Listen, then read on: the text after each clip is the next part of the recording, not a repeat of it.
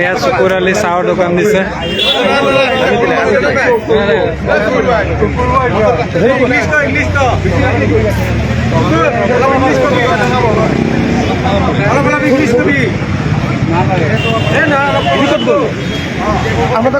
চকুটা bike এটা ল'ম হা।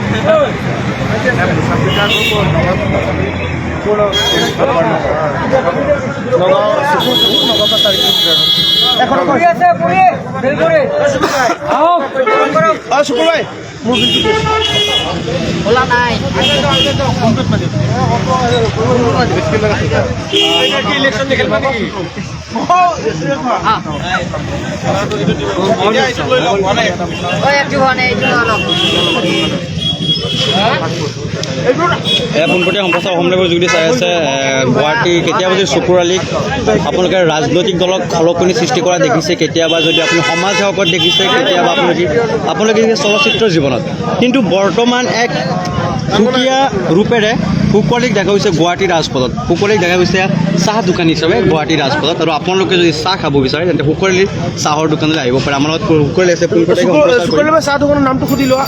তেখেতৰ লগত মই পোনপটীয়া সম্প্ৰচাৰ কৰিম, কিন্তু ইয়াৰ পূৰ্বে ক'ব লাগিব কেতিয়াবা যদি তেখেতক চলচ্চিত্ৰ জীৱনত তেওঁ খলকনি সৃষ্টি কৰা দেখা যায়, আকৌ কেতিয়াবা দেখা যায় তেওঁ ৰাজনৈতিক জীৱনত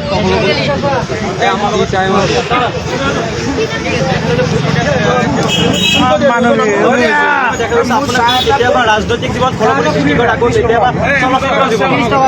আজি দেখা গৈছে আপুনি চাহ দোকান হিচাপে গুৱাহাটী ৰাজত কি ক'ব? কি ক'ম, এইটো সংগ্ৰাম, মানুহৰ জীৱনৰ সংগ্ৰাম কৰি খাব লাগিব। কাৰণ এতিয়া মানুহৰ যাতে বেলেগ ৰাস্তাত নাযায়, মই সেইটো আহ্বান কৰোঁ। আৰু মোৰ পৰিস্থিতি একদম বেয়া, যিহেতু মোৰ কোনো ইনকাম চৰ্চ নাছিলে, চলা কোনো ৰাস্তা নাই, নিজৰ ঘৰ নাই। এতিয়া আমি ক'ত থাকোঁ, ভাড়া 23 বছৰ থাকিম, কি কৰি খাম? এতিয়া দুবাৰকৈ জেলত দিলে, ঘৰ মা আছে, সৰু ভাইটি আছে, পইচা দিব লাগে, গতিকে মই খাব লাগে, ৰুম ভাড়া দিব লাগে, মই ক'ত পাম? কেছ চলাব লাগে। গতিকে সেইটো কাৰণে মই সিদ্ধান্ত লৈছোঁ, এতিয়া মই কিবা এটা সংগ্ৰাম কৰি খাম, মই বেলেগৰ তাত হাত নাবান্ধো।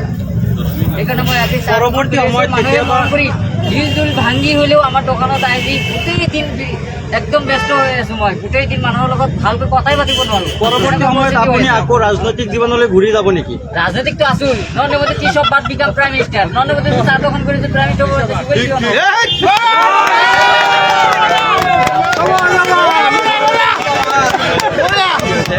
আৰু আপোনালোকে এবাৰ ধুবুৰীত নহয় গুৱাহাটীত ইলেকশ্যন খেলিব লাগিব।